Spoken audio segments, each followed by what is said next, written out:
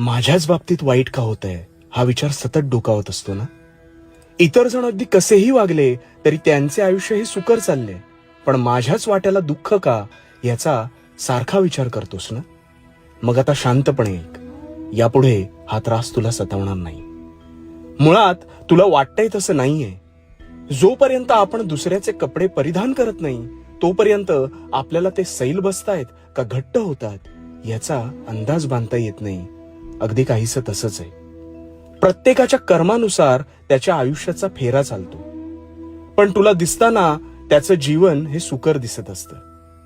स्वतः जर साफ मनाने पुढे जात असशील तर तुला पाहून इतरही हाच विचार करत असतील हे कदाचित तुला कळलं नाहीये. एका अपंग मुलाने एका गरीबाला धावताना पाहिलं तर त्याला वाटलं की हा किती सुखी आहे.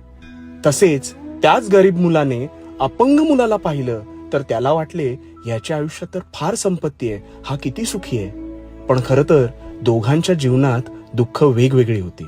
एकच सांगेन, तू कर्माने स्वच्छ राहा आणि स्वतःची तुलना इतरांशी करू नकोस. आणि भिवू नकोस, मी तुझ्या पाठीशी आहे. भिवू नकोस, मी तुझ्या पाठीशी आहे.